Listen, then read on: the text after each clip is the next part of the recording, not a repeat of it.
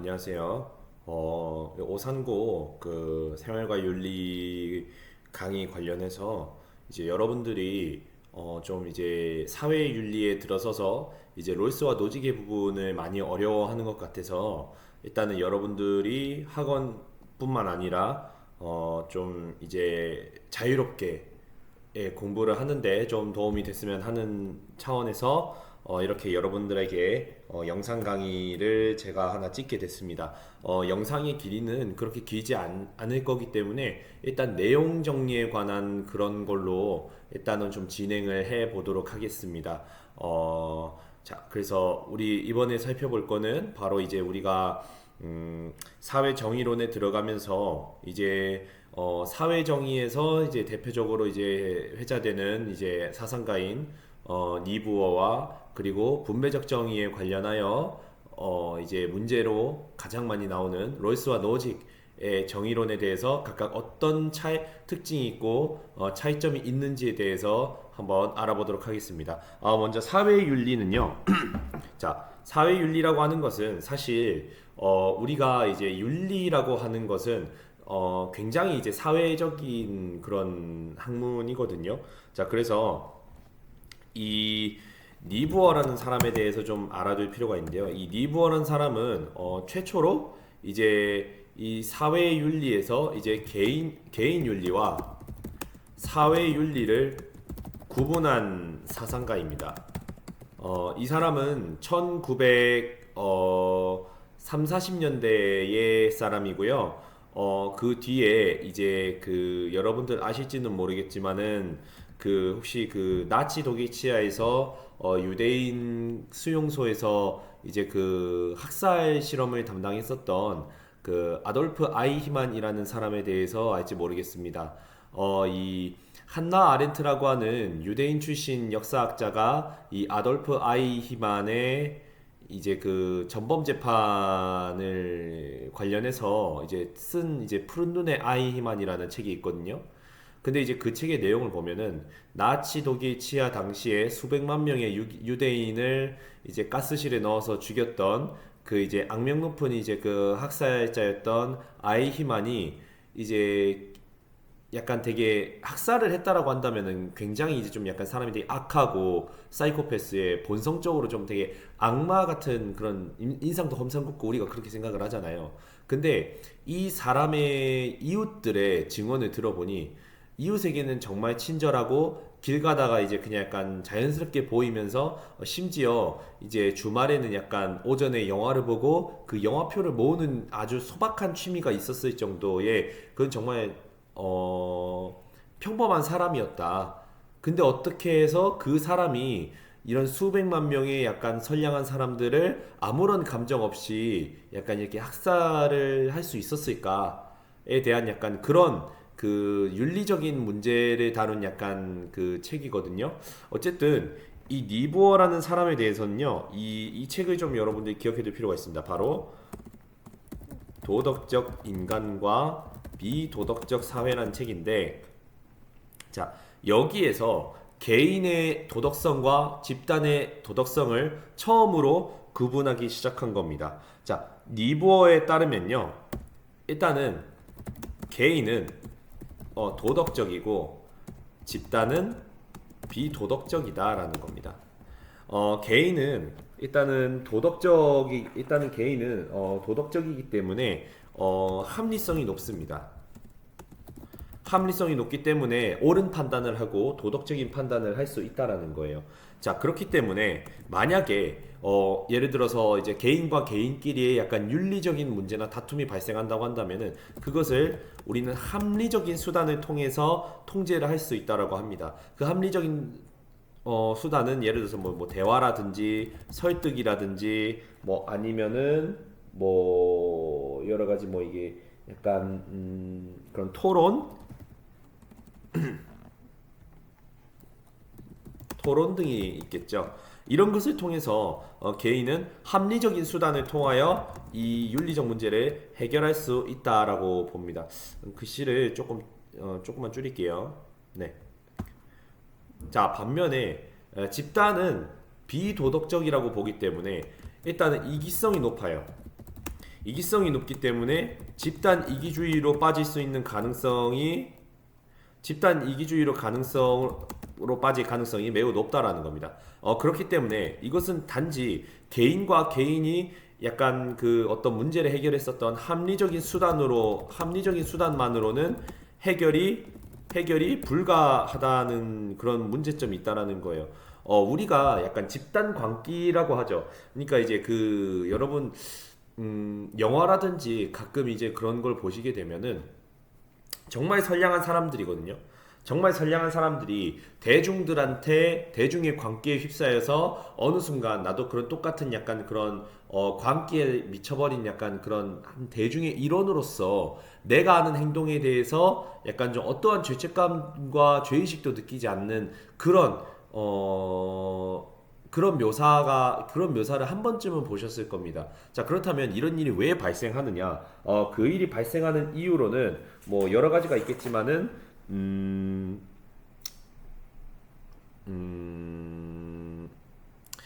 그런 이유가 발생하는 것으로는 사실 이제 약간 책임 소재의 문제라는 거죠. 네. 책임을 누가 지어야 되는 것인가? 왜냐하면은 단체가 약간 어떤 행동에 대해서 약간 잘못을 하게 되면은 개인이 되면은 그 책임의 소재가 온전히 나에게 있기 때문에 그런 행동을 하는 것에 대해서 조금 더 약간 좀 되게 합리적이고 보수적으로밖에 생각할 수는 없지만 만약에 나를 포함한 여러 명이서 어떤 잘못을 하게 된다면은 오로지 나만이 그 책임을 떠안지 않아도 되고 심지어 그 책임을 남에게 전가할 수도 있기 때문에 뭔가 약간 책임의 소재 회피라는 그런 측면에서 약간 사람들은 집단일수록 더 이기적으로 된다라는 겁니다.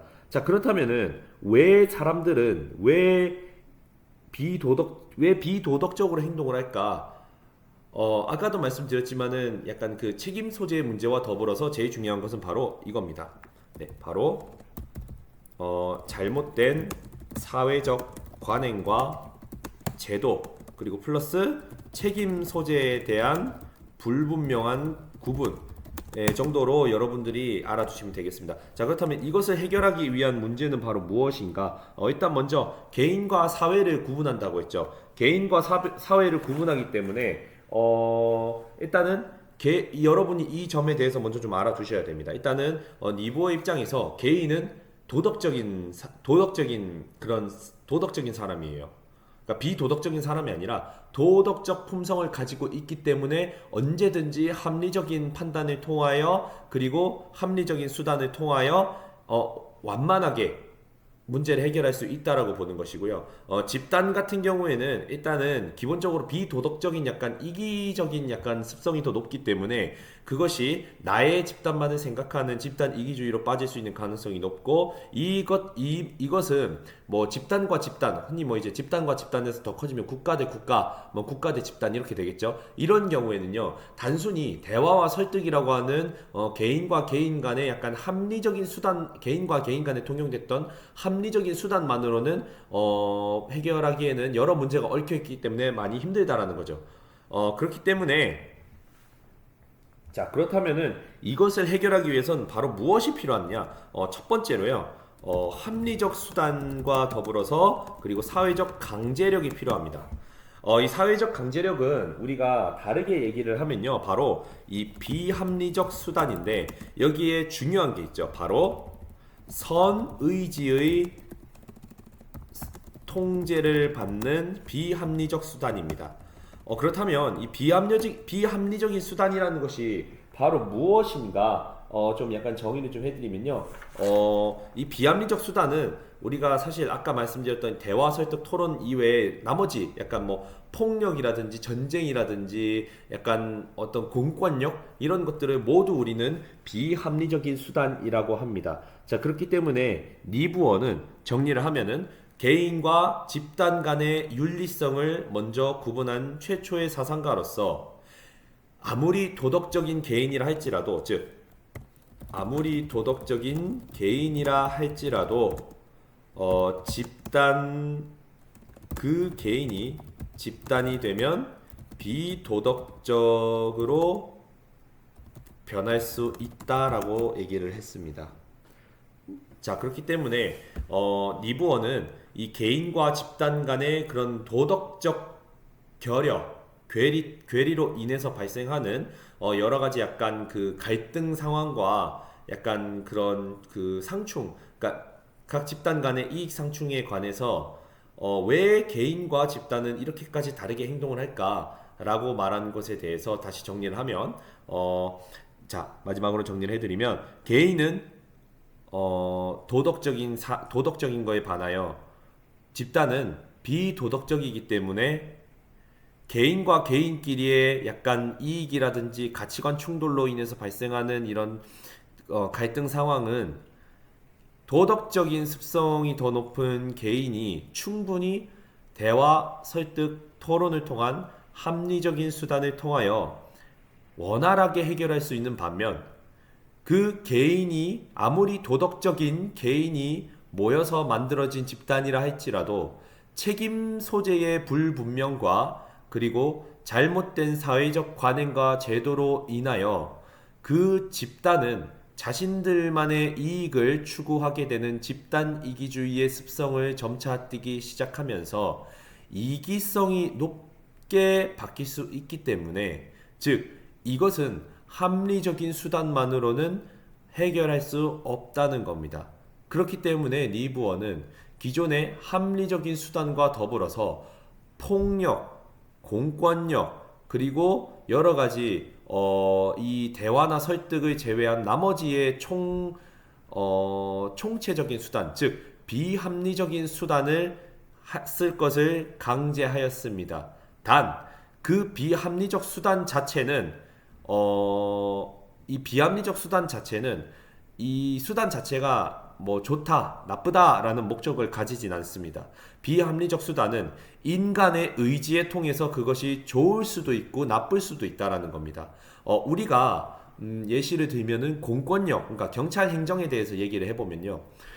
니부어 입장에서 경찰의 공권력은 좋은 것도 나쁜 것도 아닙니다. 단순히 그것이 어떠한 국가가 자신들의 뭐 정권 유지라든지 그런 부패 은닉을 위한 약간 탄압적인 수단으로서 경찰의 공권력을 활용한다면 그것은 나쁜 비합리적 수단이 되는 것이고, 만약에 치안 유지와 그리고 사회 공공질서 확립에 그 공권력을 쓰게 된다면은 그것은 좋은 비합리적 수단이 되는 것이지요.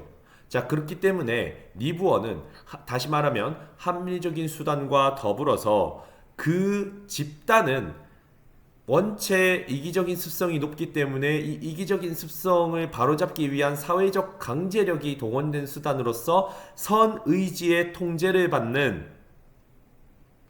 그 비합리적 수단, 아까 말씀드렸던 폭력과 공권력 등을 활용해야 한다. 이 두 가지가 적절하게 쓰여야 한다라고 이야기를 한 것입니다.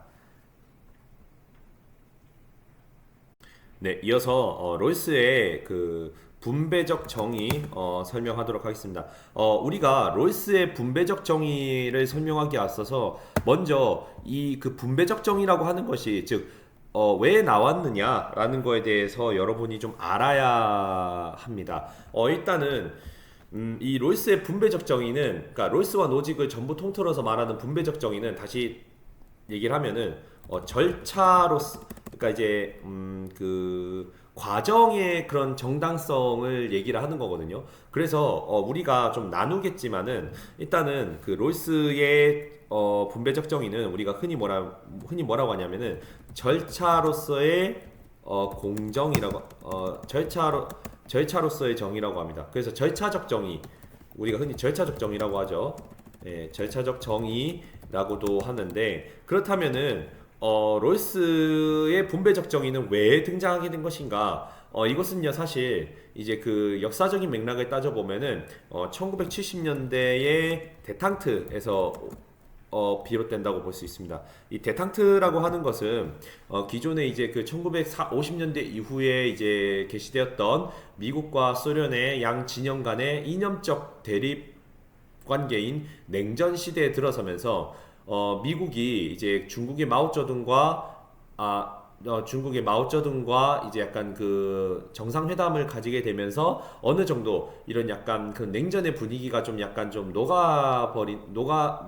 녹아지는 약간 자본주의와 그러니까 자유주의와 사회주의 간의 약간 조금의 약간 좀 그 긴장을 좀 완화시키는 데탕트 분위기가 형성이 되면서 기존에 자신들의 약간 이념에 대한 우월성을 증명하기 위해서 쏟아붓던 천문학적인 돈이 이제 롤스가 그 이전부터 주구장창 얘기하던 이 복지 정책에 관해서 약간 좀 그 이제 관심이 돌려졌다라는 거죠. 자, 그렇기 때문에 대탕트로 인해서 그 체제의 우월성을 보여주기 위해 투입하던 자본이 어떻게 되었느냐? 복지 정책으로의 약간 관심 이동이 발생하였다는 겁니다. 자, 그렇기 때문에 그렇다면 이 복지 정책을 하는 데 있어서 이 복지라고 하는 것은 어떻게 이루어져야 되는 것인가 라는 거를 이제 하는 건데요. 즉 이 복지로서의 약간 이 복지를 해준다라는 거는 결국에는 이제 약간 그 사회적인 부를 필요한 사람들에게 나눠준다라는 거거든요. 그럼 그 나눠주는 기준은 어떻게 되는 것이고 그 기준 따라서 얼만큼 나눠줘야 되고 그 과정에서 어떠한 원칙을 세워야 되는가에 대한 약간 그런 논의를 시작한 게 바로 롤스의 분배적 정의입니다. 자, 그렇기 때문에 이제 살펴보도록 하겠습니다. 우리가 롤스의 이제 그 정의론을 알기 위해서는요, 먼저 몇 가지 좀 선수 개념을 알아야 됩니다. 이게 좀 헷갈리는데요, 좀 잘 두시기 바랍니다. 일단은요, 롤스 같은 경우에는요, 이 왜 사회에 갈등이 발생하는가에 대해서 먼저 초점을 맞았습니다. 사회에서 갈등이 발생하는 그 이유는 재화의 유한성과 그리고 너무나도 획일화된 분배의 기준에 따라서라는 거죠. 즉 이거죠. 뭐 예를 들어서 우리가 이제 흔히 보통 이제 그 절차적 정의는 결과적 정의에 대한 그 비판으로 나왔다고 얘기를 하거든요.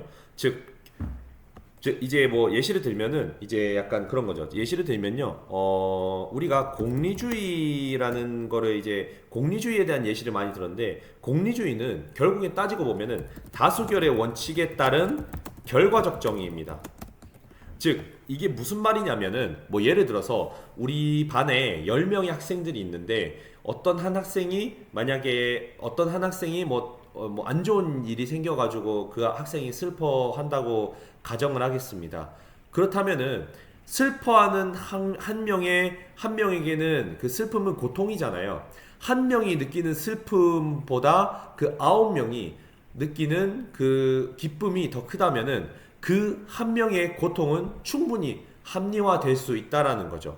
자, 그렇기 때문에 다수결의 원칙에 따라서 어쨌든 한 명이 슬픈 것보다는 9명이 행복한 게 총량으로 따졌을 때 더 옳다. 그렇기 때문에 한 명이 슬픈 것은 9명이 더 행복해질 수 있다면은 그것은 당연히 필요한 일이다. 즉 결과적으로 9명이 행복하기 때문에 이것은 옳다라고 하는 그 다수결의 원칙에 따른 결과적 정의가 바로 공리주의가 가지고 있는 패단이었습니다. 그렇기 때문에 롤스의 입장에서는 이런 합의된 자 그렇다면은 다수결의 원칙에 따른 결과적 정의가 가진 가장 큰 맹점은 무엇이냐? 바로 합의된 절차가 없다는 거예요. 합의된 절차가 부재하기 때문에 이것에 의해서 우리는 어떠한 것을 나눌 때 어떠한 약간 좀 서로 간에 약간 이익이 좀 달렸을 때 뭐 좀 그래서 갈등을 하게 된다라는 거죠. 한 가지 더 예를 들어보겠습니다. 예를 들어서 여러분과 제가 게임을 하고 있는데 만약에 갑자기 제가 부당하게 페널티를 받으면은 그것은 제 입장에서는 받아들일 수 없겠죠. 왜? 제가 페널티를 받는 것에 대해서 페널티를 받기까지의 과정에 대해서 우리가 합의한 게 없다면은 내가 갑자기 페널티를 그냥 받게 되면은 나는 왜 내가 이 페널티를 받음으로써 왜 내가 불이익을 당해야 되는가 이해를 할 수 없게 됩니다. 하지만 합의된 절차로서 내가 페널티를 받게 된다면 그것을 받아들이고 게임을 진행할 수 있겠죠. 이제 이해가 되시나요? 자, 그래서 롤스는 이 절차의 합의를 굉장히 중요하게 생각했습니다. 자, 그래서 다시 정리를 하면요.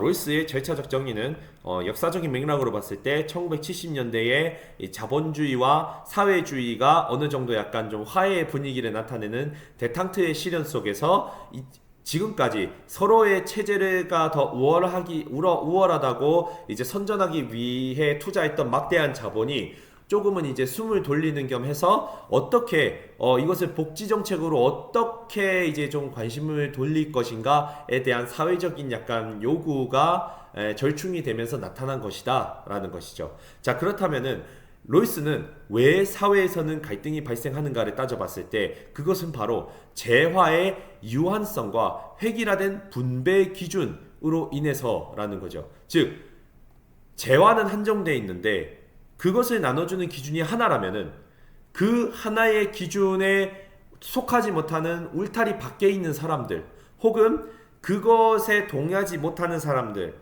즉 여러 이제 이해관계에서 얽혀 있는 사람들에게는 그 획일화된 기준이 자신들에게는 공정하지 못하다라고 느끼게 됩니다.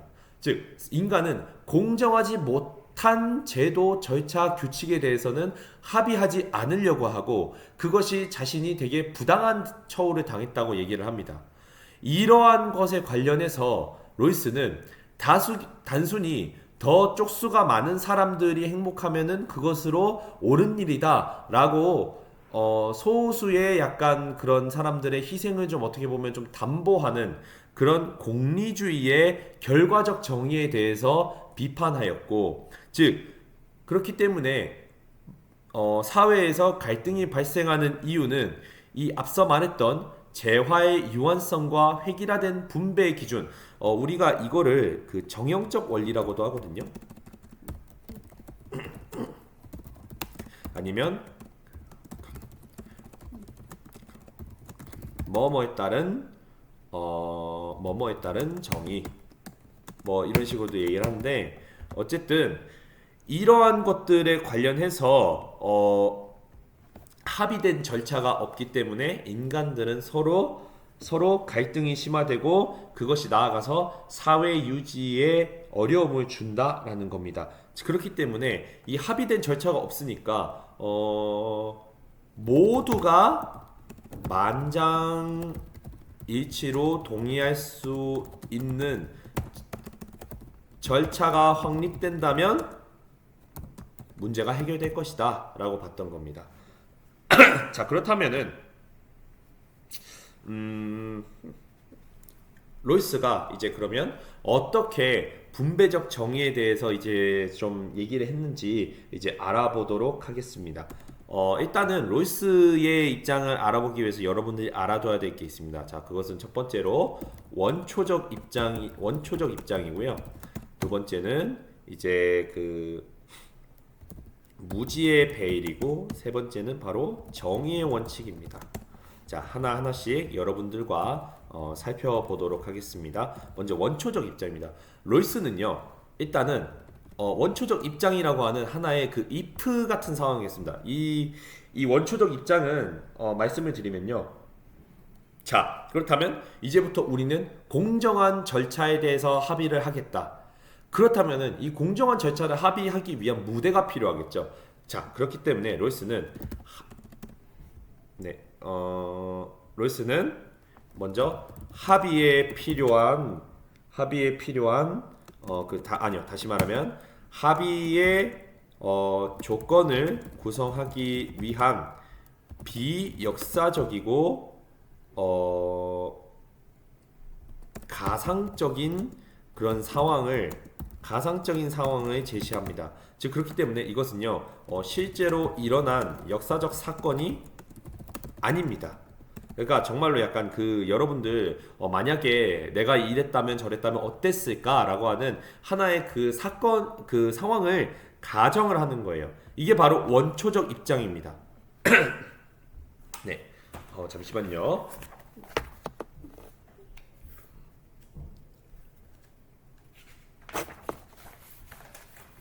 네, 그렇기 때문에 실제로 존재하진 않는데요. 다만 이것이 실제로 일어난 역사적 사건이 아니라고 해서 이것이 그러니까 아무것도 모르는 원시 상태도 아닙니다. 원시 상태도 아니고요. 그거와 더불어서 여기 있는 이제 이 계약 당사자들이 있을 건데요. 자, 이 계약 당사자들은 어떤 성격이냐? 계약 당사자들은 일단 첫 번째로 상호 무관심합니다. 상호 무관심하지만 서로 신뢰할 수 있는 되게 그 합리적인 존재라고 봐요. 자, 합리적인 존재이기 때문에 타인의 이익에는 관심 없지만 오로지 본인의 이익, 자신의 이익에만 관심이 있습니다. 자, 그 말은 다시 얘기하면은 무엇이냐면은, 자, 나의 이익에만 관심이 있고 타인에게는 관심이 없기 때문에 타인에 대한 시기심 혹은 그 질투를 느끼지 않습니다. 이게 되게 중요하거든요. 네, 이게 좀 중요한데 타인에 대한 시기나 질투가 없습니다. 왜냐하면요, 이러한 것 나중에 얘기를 하겠지만은 이러한 것들이 나의 판단에 영향을 미치기 때문이죠.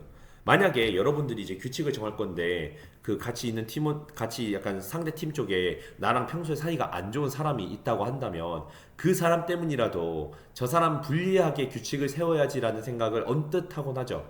즉 로이스는 공정한 누구나 만장일치로 약간 좀 그 도달할 수 있는 그런 규칙을 합의하기 위해서는 이러한 질투나 시기심 같은 개인과 개인의 약간 지극히 사적인 그런 판단 행위가 들어가면은 한 명이라도 이 결과에 대해서 불복하는 사람이 나올 수도 있다라고 하여서, 즉 이러한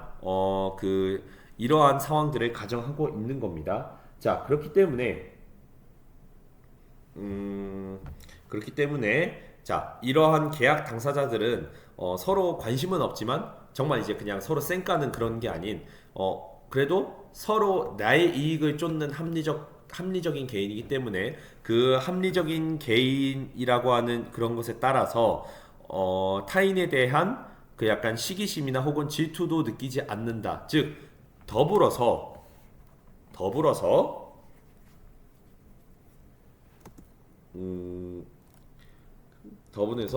자신의 이익을 위해서라면 도덕적인 결정도 가능하다라고 봅니다.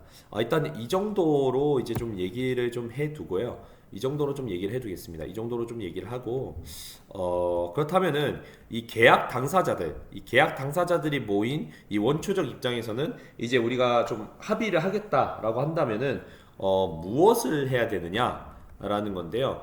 바로 무지의 베일이라는 것을 활용합니다. 이 무지의 베일이라고 하는 것은 쉽게 말해서 그 구성원들의 얼굴에다가 좀 약간 이제 그 봉투 약간 좀 아무것도 안 보이는 수건으로 그 눈을 가린다. 눈, 귀, 입을 다 가린다라고 생각을, 입은 가리면 안 되겠죠. 눈, 귀를 가린다라고 생각을 하면 됩니다. 자, 그렇기 때문에 쉽게 말하면요, 나의 이해관계에 영향을 미칠 수 있는 나의 개인정보, 나의 약간 신분이라든지 재산 상태라든지 직업이라든지 가치관 등을 모른다라고 가정하는 겁니다. 자, 다시 얘기하면요, 자, 원초적 입장이라고 하는 되게 가설적이고 비역사적인 되게 약간 매트릭스 같은 세계에 모인 사람들은 하나하나 그 성격이 서로에게는 관심이 없지만 신뢰는 할 수 있고 개인의 이익을 중시하는 매우 합리적인 존재들입니다. 그렇기 때문에 타인에 대한 시기심이나 질투도 느끼지 않고 오로지 나만을 생각하기 때문에 나의 이익을 위해서라면은 도덕적인 결정도 할 수 있다는 그런 특성을 가지고 있습니다. 그러한 특성을 가진 개인들에게 나의 이해관계에 영향을 미칠 수 있는 내 개인 정보를 차단하는 무지의 베일을 씌운다라고 한다면은, 자, 그렇게 되면요, 개인은 나의 지위 및 상태를 모르기 때문에 모르기 때문에 서로가 어떤지 서로가 내가 어떤 상황에 처인지를 모르기 때문에 만약에 어떠한 약간 그런 자원이라든지 부를 분배하는 과정에 있어서 조금 더 신중한 결정을 보이게 된다라는 거죠. 즉 자신을 최소 수혜자로 설정하게 되는 겁니다. 왜냐하면은 나를 최소 수혜자로 설정하지 않으면 즉 최소 수혜자보다 약간 최소 수혜자로 설정하지 않게 되면은 만약에 이제 어떠한 약간 그 절차를 합의하고 나서 내가 뭔지 누군지를 봤을 때 만약에 내가 그 약간 그런 합의된 절차에 대한 그런 결과에 대해서 좀 손해를 볼 수 있기 때문에 말이 좀 어렵죠. 다시 얘기하면요. 내가 불이익을 볼 수도 있기 때문에 항상 나를 최소 수혜자로 하는 겁니다. 우리가 보통 그 가차를 돌려가지고 이제 캐릭터 뽑기를 한다고 한다면은 보통 이제 그 SSR급은 잘 안 나오잖아요. 즉 뭐죠? 그냥 이제 하는데 SSR급이 나오면 좋겠지만은 그래도 일단은 나는 뭐 까보면은 약간 이런 게 나오겠지라고 생각을 하는 것처럼 나는 내가 일단 최소 수혜자라고 가정을 한 상태에서 약간 좀 이 원초적 입장에서 이런 절차에 합의를 하는 것이 나의 이익에 조금 더 합리적인 판단이 될 것이다 라고 생각을 하는 겁니다. 여기까지 이해되셨죠? 네. 자, 그렇게 돼서 일단은 여기까지 일단은 설명을 하고 이따가 다시 설명을 하도록 하겠습니다. 네, 이어서 하도록 하겠습니다. 무지의 베이까지 했던 걸로 기억하는데 어쨌든 그 다시 정리를 좀 하게 되면은 이제 롤스의 정의의 원칙은 앞에 설명했다시피 절차로서의 정의라고 하여서 왜 사회가 갈등하는지의 그 원인은 바로 어떠한 재원이나 재화를 나눠 갖게 하는 기준 때문이다. 즉 그 기준이라고 하는 것은 이제 사회 구성원의 만장일치로 막 이제 그 합의된 것이 아니기 때문에 합의된 절차가 결국에는 이러한 불평등과 갈등을 없애는 그런 이제 그 아주 중요한 요소다라고 제가 말씀을 드렸습니다.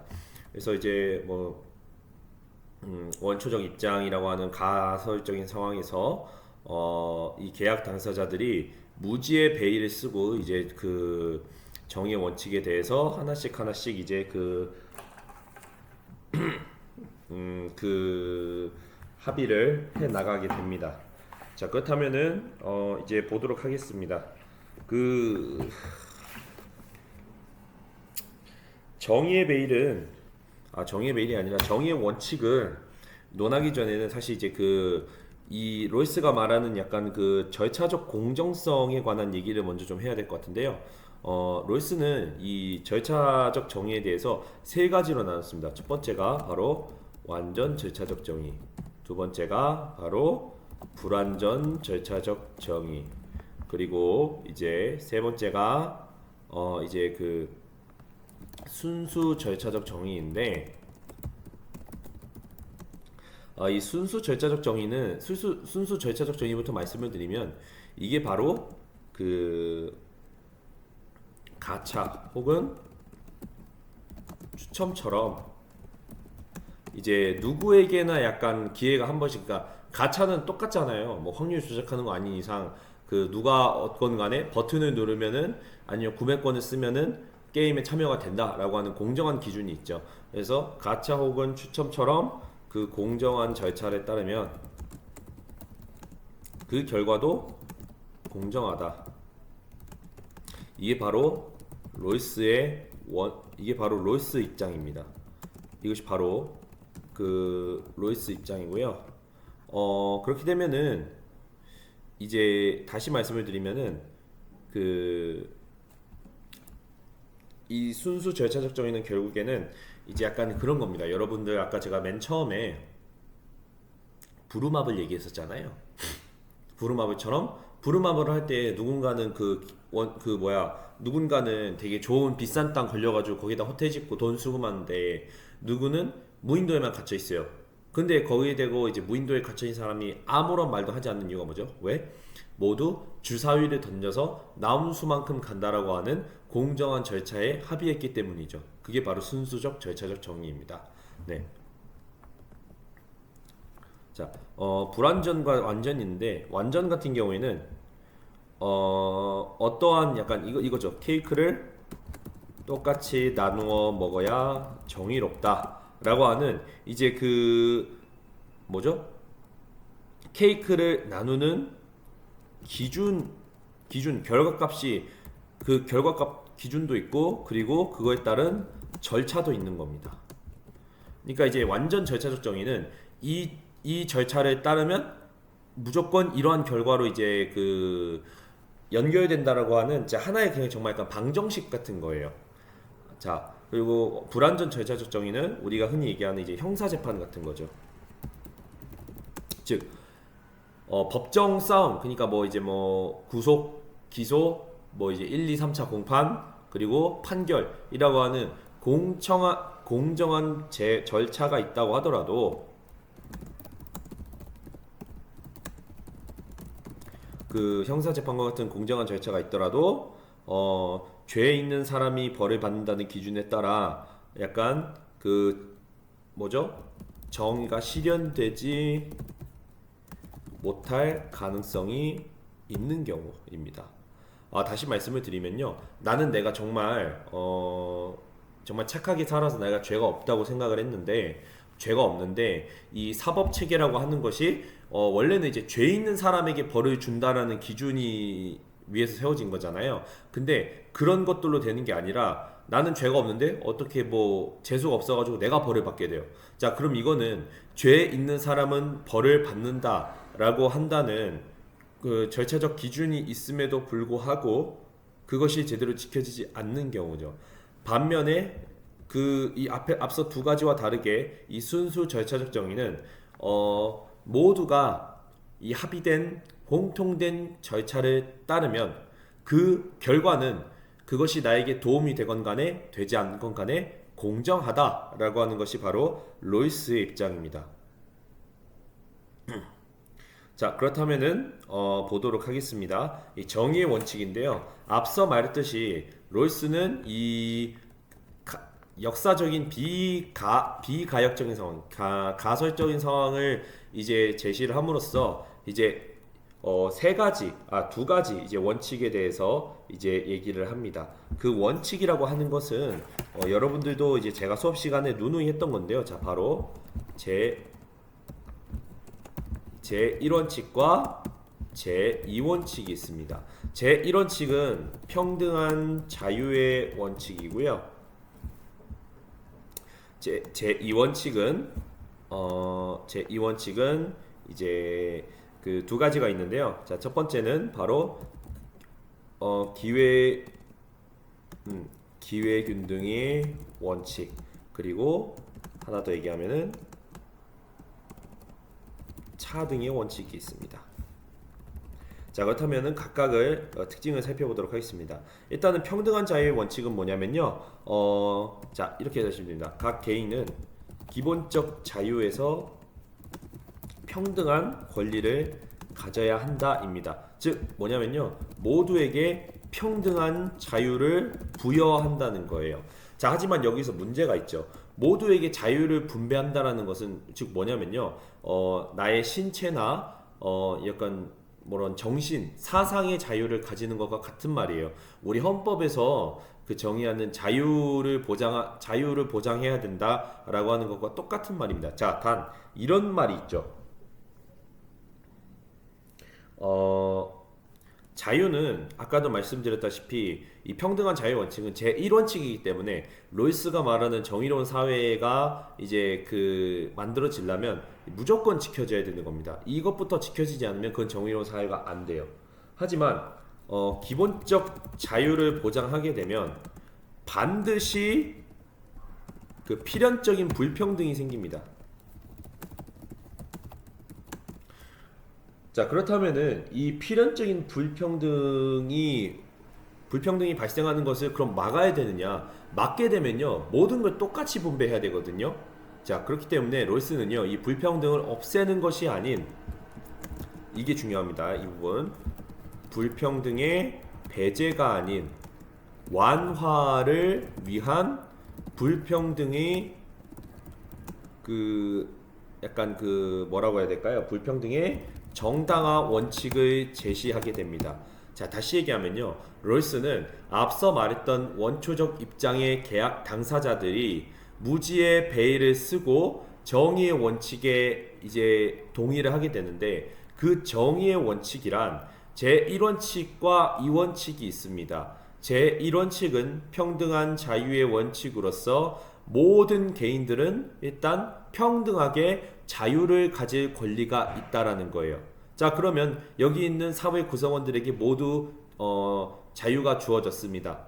자유가 주어졌다는 얘기는요, 나의 능력을 따라 가지고 뭐 내가 뭐 하고 싶은 대로 뭐 해도 되고, 하여튼 제한이 없는 사회예요. 자, 제한이 없다라고 했죠. 하지만 모든 사람들이 똑같을 수 있을까요? 똑같을 수가 없죠. 그렇기 때문에 누구는 더 많은 부를 갖고 누구는 더 적은 부를 갖고 하고 하는 불평등은 필연적으로밖에 발생할 수 없습니다. 즉, 필연적으로 발생하는 불평등에 대해서 롤스는 어떻게 대처를 하느냐? 이 불평등을 배제하기 위한, 그러니까 공산주의식 사회가 아닌, 다시 말하면 이 불평등, 필연적인 불평등이 어떻게 해야 정당화가 될 수 있는지 하는 그 보완 원칙들을 제시하는데, 그것이 바로 기회균등의 원칙과 차등의 원칙입니다. 기회균등의 원칙은 다시 얘기를 하면요, 자, 공정한 기회균등의 조건 아래 모든 사람 조건 아래 모든 사람에게 개방된 직책이나 직위와 결부되도록 배정되어야 한다. 말이 너무 어렵죠? 이거를 다시 풀어서 이제 설명을 하게 되면요. 자, 직책이나 지위에 접근할 수 있는 기회. 즉, 어떻게 보면은 이 사회적인 부와 권력과 명예를 가질 수 있는 직책이나 지위에 접근할 수 있는 기회는 그 사람의 신분, 출생, 가치관 모든 걸 다 떠나버리고 한 번씩, 즉 정한 만큼의 기회만큼은 꼭 한 번씩 균등하게 개방을 해야 된다는 거예요.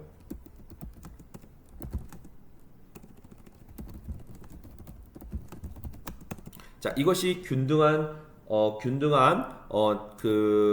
기회 균등의 법칙인데요. 자, 여기서 중요한 것이 무엇이냐면요, 이 기회 균등의 법칙은 좀 이렇게 오해를 할 수 있어요. 뭐라고 오해를 할 수 있냐면은, 자, 그렇다면은 모두에게 그 사회적인 부와 명예에 접근할 수 있는 직책을 주는 것이냐? 정확히는요, 그 직책, 지위 자체를 주는 것이 아닙니다. 즉 뭐죠? 그것에, 그 직책이나 지위에 뭐라고 하는 거죠? 그 다가갈 수 있는 그 직책이나 지위에 접근할 수 있는 그 기회를 주는 겁니다. 기회. 정리를 하게 되면요, 자, 모든 사람에게 월 300만 원짜리 월 300만 원짜리 소득을 줄 수 있는 하나의 일자리가 있다고 봅시다. 롤스는요, 일단은 모든 사람들이 일단 평등한 자유를 가지고 있다는 원칙 아래에서 이 직책에 대해서 이제 누구에게 어떻게 이거를 다가갈 수 있게 할 것이냐, 바로 일단은 모두에게 일단 기회는 한 번씩 주자예요. 즉, 뭐 더 필요한 사람, 더 못 사는 사람에게 이 직책을 맡아서 그냥 좀 소득을 떼오라 하는 거 아니고요. 더 잘난 사람에게, 국정을 운영할 수 있는 사람에게, 일을 잘할 수 있는 사람에게 주는 것 아닙니다. 모든 사람에게 그 기회를 주는 거예요. 뭐 그러니까 약간 좀 뭐 좀 학력이 딸리건, 좀 약간 좀 뭐 머리가 좋건, 집안 배경이 좋건, 이런 거 다 따지지 말고 그냥 평등한 자유, 그러니까 모두에게 평등한 자유가 있는 한 사람들에게는 모두 이 직책에 도전할 수 있는 기회를 주자. 즉 그 직책 그 자체를 주자는 게 아닙니다. 자, 여기까지는 이해가 되셨죠? 자, 그렇기 때문에 우린 이걸요, 이렇게 얘기합니다. 좀 정리 좀 하겠습니다. 이거. 자, 그래서 기회균등의 원칙은 이것이고, 자, 그래서 우린 이것을 뭐라고 하냐면요, 출발선을 동일하게 조정한다라고 얘기를 합니다. 사다. 네. 자, 그리고 그 다음이 차등의 원칙인데요. 이 차등의 원칙은 시험 문제에도 많이 나오고 이 구절로 굉장히 유명합니다. 바로 최소 수혜자에게 최대 이익을 보장한다라고 하는 그 내용인데요. 영어는 이제 다시 말씀을 드리면요.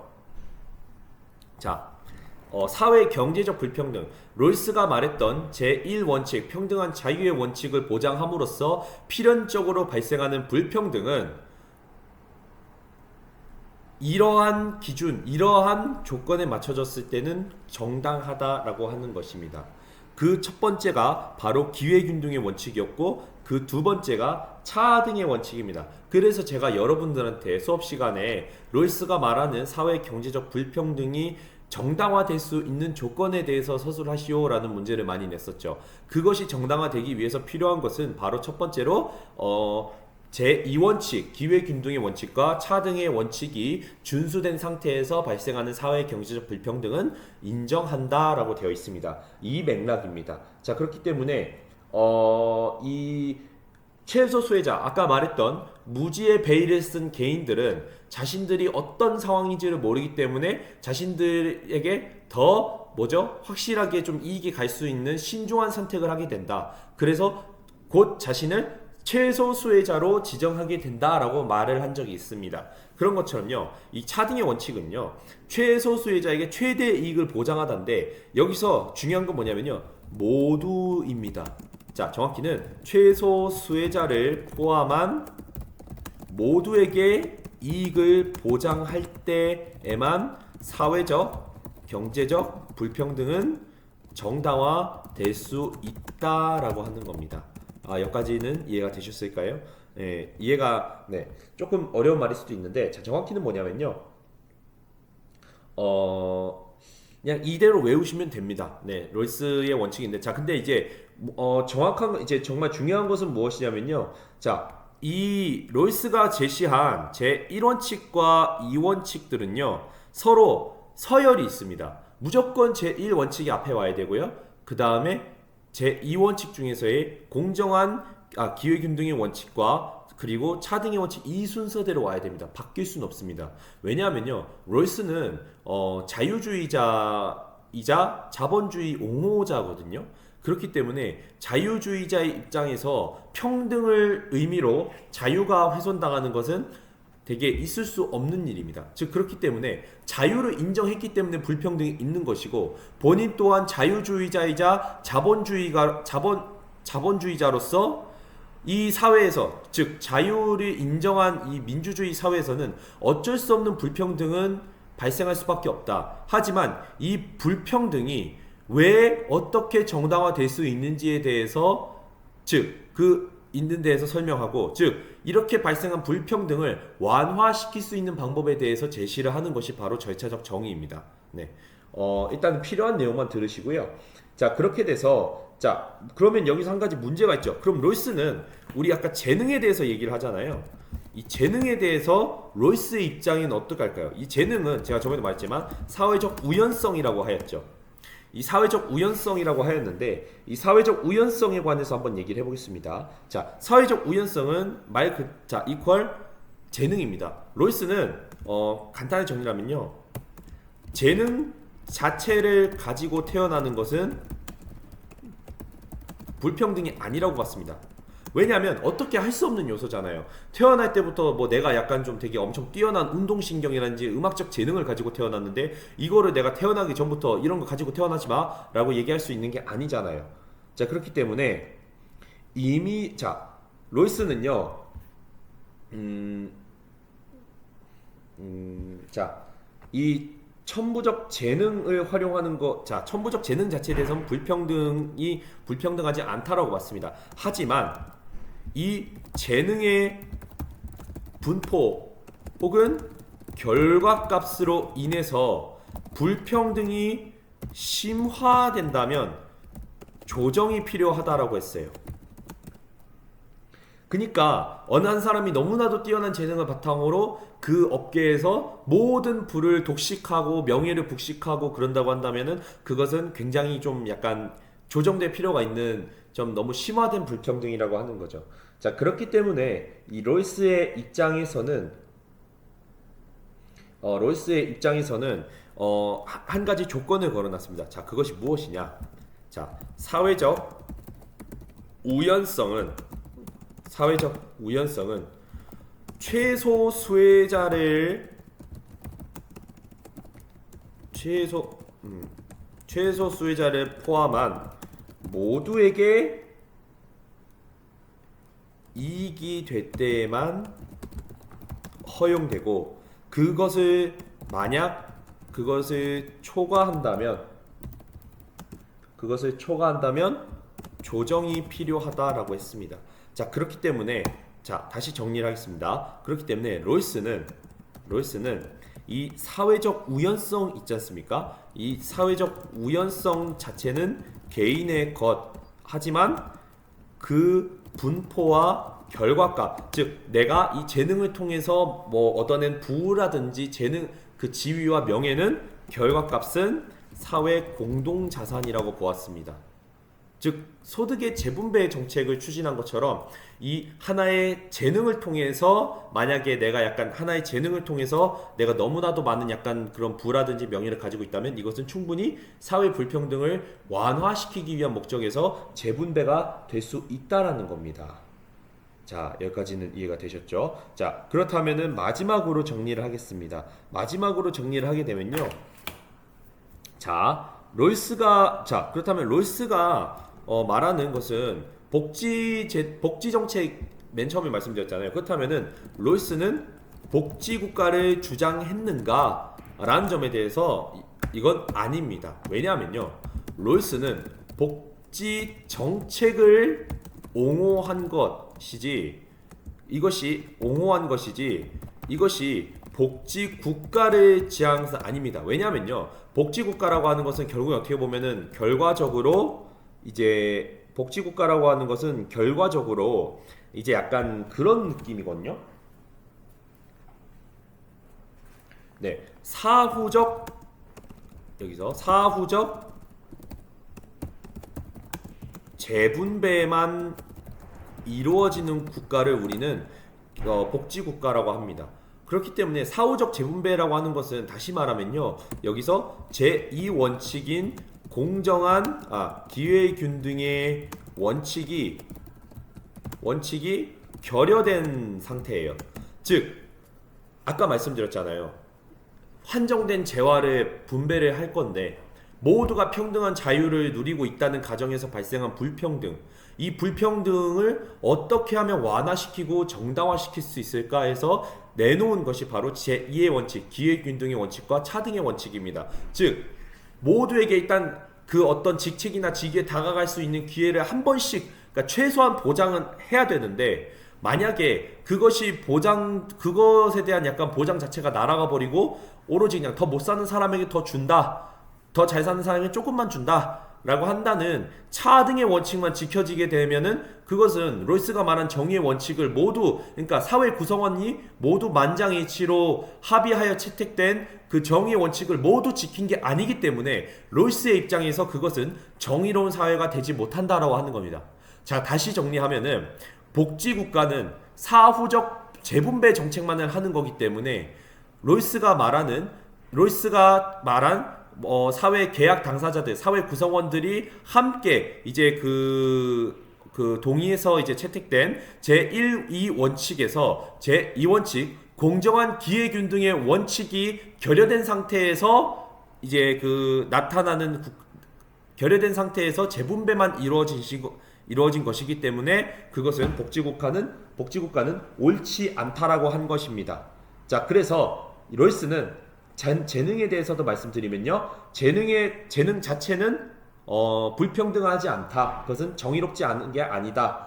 하지만 재능 자체는 나의 것이지만 그 재능의 분포와 그리고 재능의 결과값은 사회 공동 자산이다. 그렇기 때문에 천부적 재능을 가진 개인은 나의 재능을 사회 전체, 특히 최소 수혜자를 포함한 모두에게 이익이 될 수 있는 방향에서만 그것을 활용하고 그것에 대한 이익을 얻을 수 있다. 만약에 그것이 너무나도 약간 그 재능으로 하여금 너무나도 불평등이 심화가 되면 그것은 결국에는 어떻게 된다? 자, 불평등 완화를 위한 목적으로서 이제 소득 재분배 하듯이 사회에 재분배되기 위한 사회 공동자산으로 간주될 수 있다입니다. 자, 이어서 쉬었다 노직하겠습니다. 자, 이제 노직 하도록 하겠습니다. 예, 내용이 좀 많은데, 내용은 좀 별로 없습니다. 노직은 되게 롤스에 비해서는 뭐 이제 뭐 가설적 상황 혹은 약간 그런 좀 뭔가 약간 정의를 약간 좀 if라고 하는 만약을 약간 제시하지 않거든요. 그래서 롤스의 분배적 정의는 사실 이제 우리가 아까 그 롤스의 정의를 우리가 절차로서의 공정이라고 얘기를 했잖아요. 절차로서의 정의라고. 근데 이제 노직 같은 경우에는 바로 소유로서의 정의를 주장했던 겁니다. 즉, 뭐죠? 되게 배타적 소유권을 강조했던 사람입니다. 자, 일단은 노직 같은 경우에는요, 일단은 자유지상주의에 기초하기 때문에 이 자유지상주의에 기초하기 때문에 그것이 매우 중요합니다. 그러니까 무엇이 됐든 간에 자유가 최우선적 가치입니다. 자유가 최우선적 가치이고요. 자, 그래서 개인은 자신의 인격과 신체, 재산에 대한 절대적 소유권을 가진다라고 얘기를 합니다. 즉 뭐죠? 개인은 자유롭다라는 뜻이죠. 자, 그렇기 때문에 이 국가의 재분배 정책, 자, 그래서 국가의 역할은 오로지 뭐로만 한정이 되었느냐? 바로 개인의 절대적 권리 보호. 아까 말했던 절대적 권리 보호는 뭐 인격, 신체, 약간 그 재산에 대한 약간 그런 소유권이겠죠. 나의 인격과 신체와 재산에 대한 절대적 권리를 국가는 보호하는 것에서 딱 그것을 멈춰야 된다. 보호하는 것에서 멈춰야 되고, 뭐 그 이상의 정책, 그러니까 예를 들면 복지겠죠. 복지 등의 정책 추진은 권리 침해이다라고 보는 겁니다. 자, 그렇기 때문에 그 노직의 입장에서는요, 아까 제가 롤스 할 때 좀 약간 좀 못하고 갔는데, 롤스는 아까 제가 복지국가 얘기를 했지 않습니까? 그래서 롤스가 제시하는 이상적인 국가의 틀은 무엇이냐? 바로 재산 소유 민주주의 국가입니다. 이거를 좀 여러분들이 잘 알아두셨으면 좋겠습니다. 가끔 이제 선지 중에 롤스는 그래서 복지국가를 주장했다라고 뭐 나오거든요. 근데 그러지 않습니다. 롤스는 복지국가를 주장한 적이 없습니다, 여러분. 자, 그래서 노직으로 돌아오면, 노직은 국가의 역할은 바로 무엇이냐? 국가의 역할이란 바로 이제 개인의 권리를 보호하는 것이다. 그 이상의 정책 추진은 개인의 절대적 권리를 침해하는 것이다. 즉 무엇이냐? 정말 해야 하는 것만 빼놓고, 즉 개인의 생명권과 재산권 수호 및 외침으로부터의 자국민 보호, 즉 국방이겠죠. 국방과 치안 같은 거겠죠. 국방, 치안 등의 이러한 요소들만 책임지는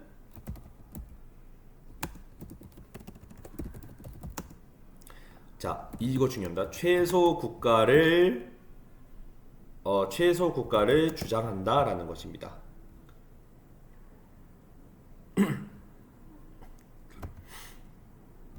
자, 그렇다면 노직의 입장에서 롤스의 재분배 정책은 국가가 개인의 권리를 어떻게 침해하는 것이냐, 그 논리가 또 따로 있거든요. 그 논리를 우리가 한번 이제 살펴보도록 하겠습니다.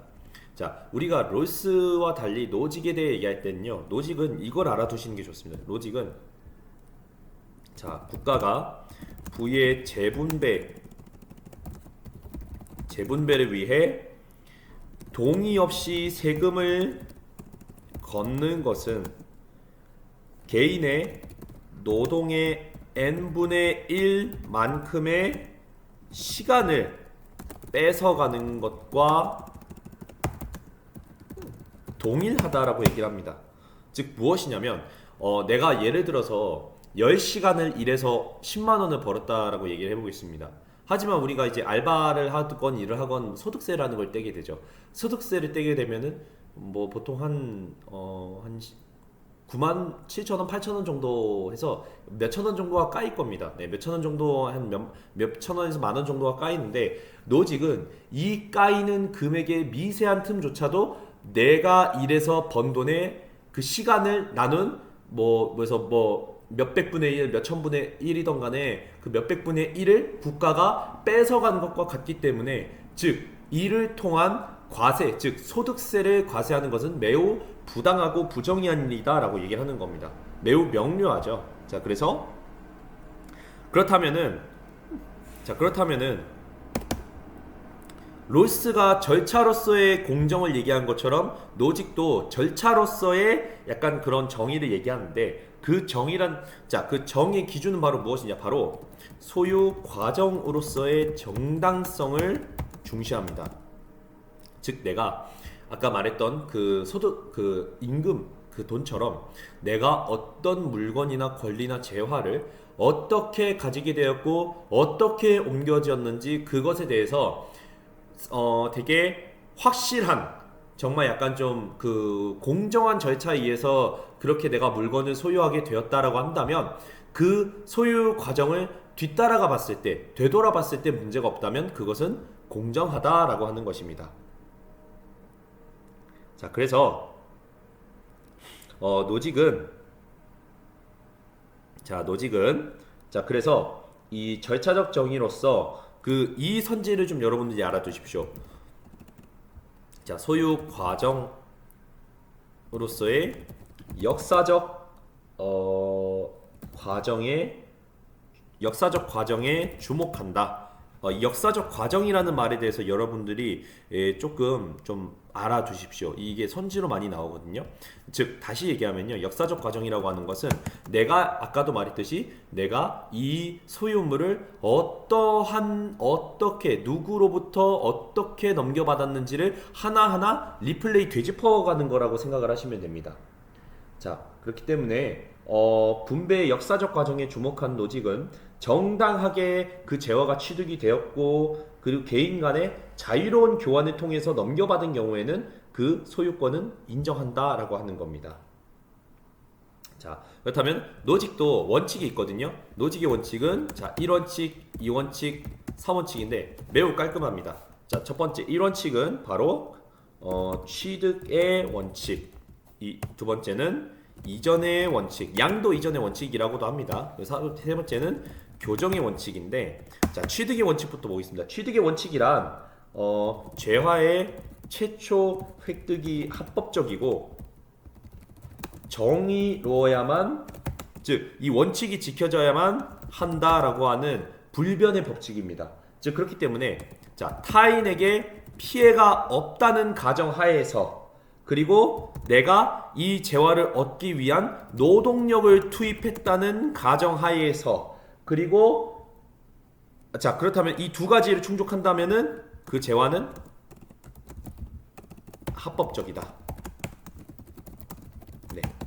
자, 다시 자, 취득의 원칙은 재화의 최초 획득, 내가 이 재화를 가지게 된 최초의 획득 과정이 타인에게 피해를 끼치지 않고 나의 노동력을 투입해서 얻은 것이라면 매우 정당한 것이다 라고 하는 것이고요. 자, 이 원칙, 양도의 원칙은 자, 일단은 첫 번째로 재화를 소유한 사람에게서 양도를 받아야 한다. 동시에 그리고 과정에서의 약간 좀 뭐라고 해야 될까요? 그 부정의함, 그러니까 속임수라고 하거든요. 속임수는 사기죠. 그러니까 약간 우리가 당근 거래를 하는데 그 물건을 사러, 그러니까 에어팟을 사러 나오는데 그 에어팟이 만약에 예를 들어서 그 누가 훔친 거예요.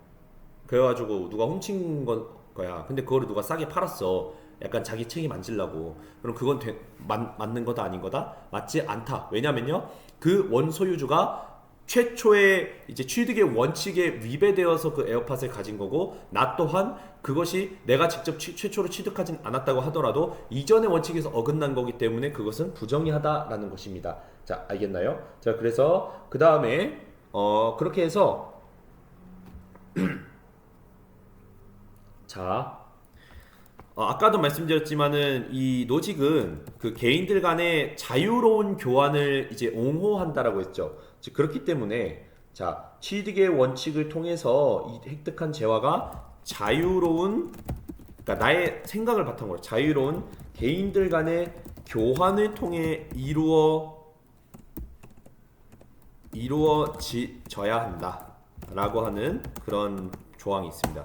세 번째, 교정의 원칙은 이건요, 누가 하는 거냐면 국가가 시행하는 겁니다. 국가가 개입하는 겁니다. 자, 다시 얘기하겠습니다. 1원칙과 2원칙은요, 여러분, 개인과 개인이 하는 거예요.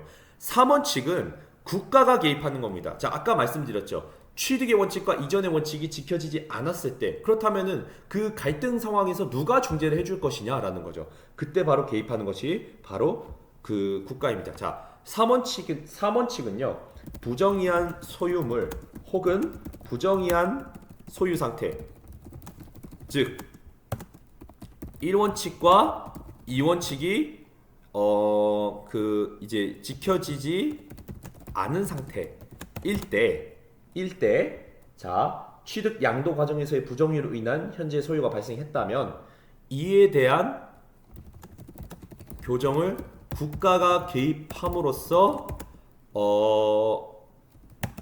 실행할 수 있다라고 하는 겁니다.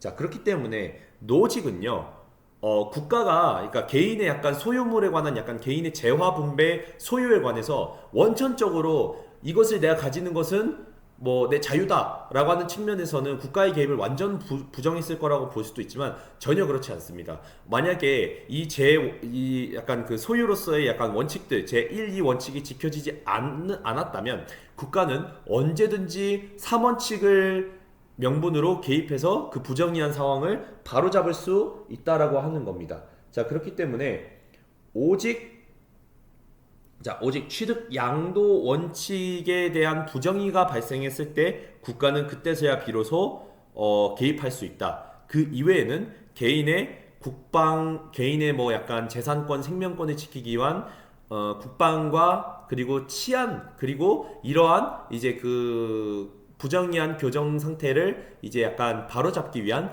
계약 집행을 할 때에만 국가가 뭐죠? 바로잡을 수 있다.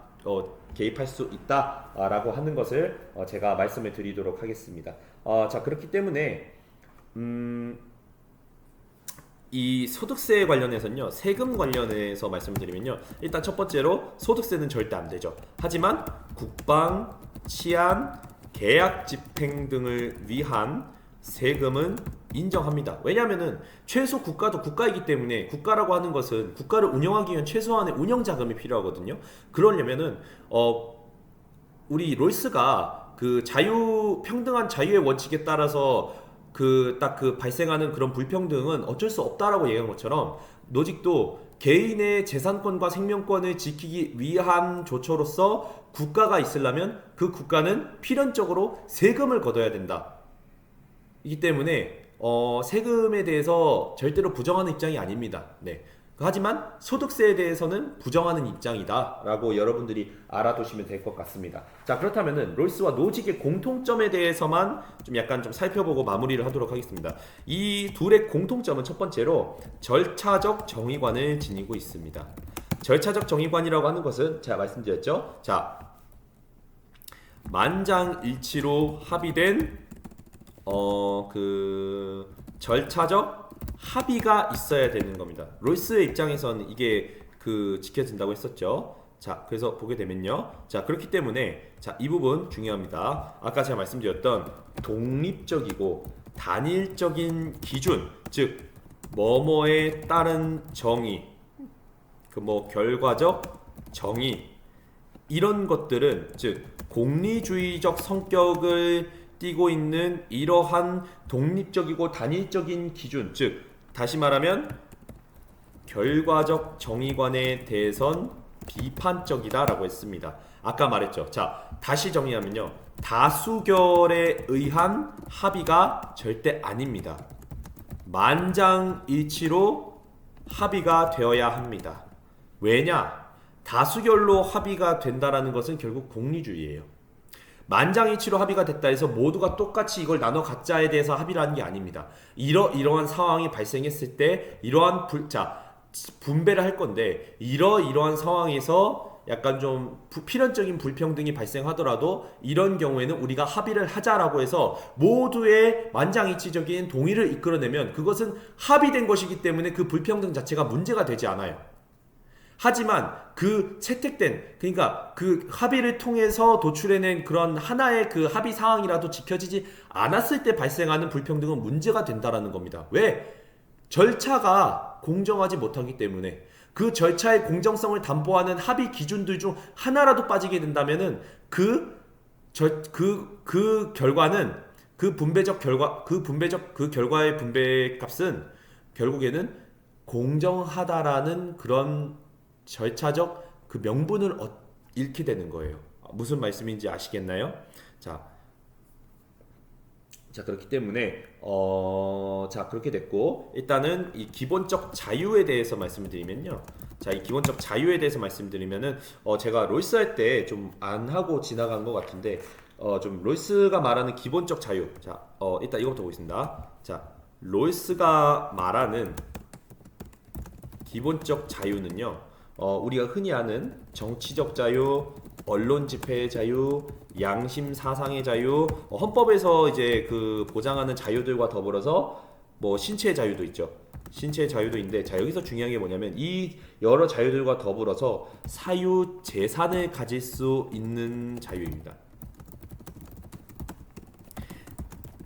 이 조항 때문에 로이스가 뭐죠? 재산 소유 민주주의 국가를 주장한다라고 하는 그런 약간 그 토대, 그 논리적 토대를 얻게 되는 겁니다, 여러분. 로이스는 절대로 복지 국가를 주장하지 않았습니다. 복지 정책, 그 사회적 경제적 불평등을 완화하기 위한 복지 정책은 인정했지만 이것을 넘어선 복지 국가 자체, 그러니까 사후적으로 모두에게 똑같이, 예를 들어서 모두에게 똑같이 그 자원을 뿌리는 복지 국가를 주장하지 않았습니다. 왜냐하면 그것은 만장일치로 도출해낸 원초적 입장이라고 하는 그 가설적 상황에서 도출해낸 합의된 채택된 원칙인 정의의 원칙 중 공정한 기회균등의 원칙을 지키지 않았기 때문에 로이스의 입장에서 복지국가는 성립될 수가 없는 겁니다. 자, 그래서 다시 뒤로 가보면, 그래서 이 로이스가 말하는 기본적 자유, 아까 제가 말씀드렸고요. 자, 이 로이스와 노직도 이 기본적 자유 둘 다 자유주의와 자본주의를 지지합니다. 자, 그렇기 때문에 둘 다 이제 타인에게 피해를 끼칠 경우 그 기본 개인의 자유를 제한할 수 있다라고 했습니다. 자, 이 제한이라는 말이 중요한데요. 절대로 그 타인에게 피해를 끼친다고 하여 그 개인의 자유를 침해하는 것은 이퀄보다 뭐죠? 평등한 제1의 원칙, 즉 개인의 자유를 앗아가는 것입니다. 즉 그렇기 때문에 자유주의를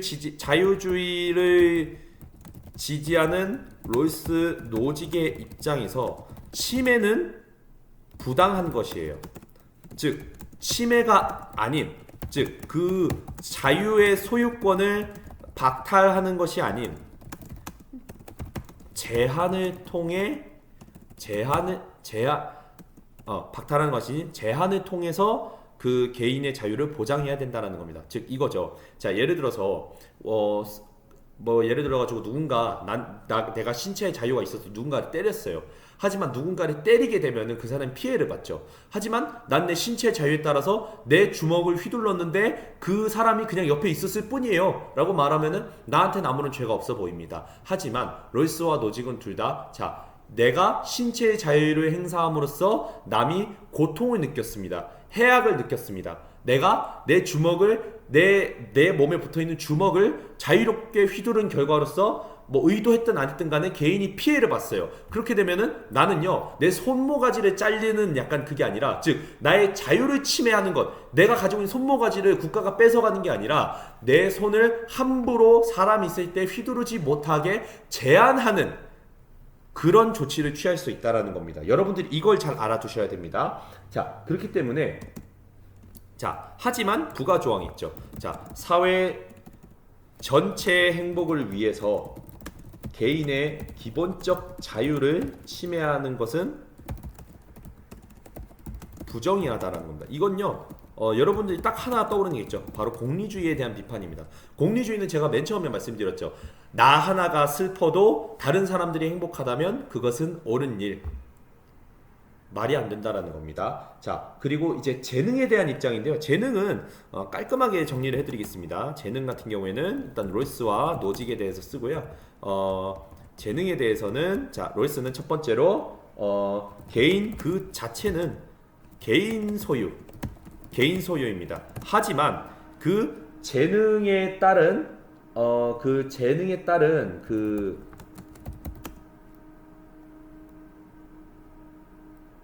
이득은 최소 수혜자를 포함한 모두에게 이익이 될 때에만 정당화됩니다. 그렇기 때문에 그 재능을 통해서 맞춰진 이득이 너무나도 불평등을 심화시킨다면 그것은 다른 말로 하여서 국가의 재분배를 통해 완화될 수 있다라고 하는 겁니다. 그래서 롤스가 이 재능을 통해 얻은 약간 그 결과값에 대해서는 사회 공동 자산이라고 평가를 하는 겁니다. 노직은 정말 깔끔합니다. 노직은요, 노직 같은 경우에는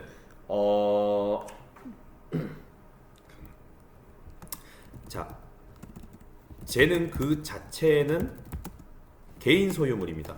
맞죠? 내 것이죠. 그리고 그 재능에 따른 이득 또한 배타적인 이득에 대해서도 배타적 권리를 지닌다라고 합니다. 자, 그렇기 때문에 이 선지를 좀 여러분들이 좀 같이 알아두십시오. 자, 롤스는 사회적 우연성에 따른 결과물에 대해서 개인은 응분의 자격을 가지지 않는다고 보았고, 노직은 그에 반해 개인이 롤스는 사회적 우연성에 따른 결과물에 대해서 개인은 응분의 자격을 가지지 않는다고 보았고, 노직은 그에 반해 개인이 응분의 자격을 지닌다고 보았다. 즉 다시 정리하면은 롤스는 그 사회적 우연성의 결과물에 따라서 응분의 자격을 인정하지 않았고, 노직은 그 응분의 자격을 인정하였다. 이렇게 여러분들이 알아두시면 될 것 같습니다.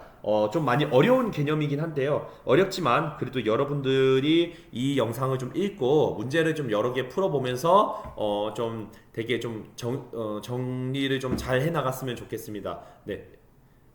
이것으로 하고 우리 이제 그 토요일 날에 만나도록 하겠습니다. 네.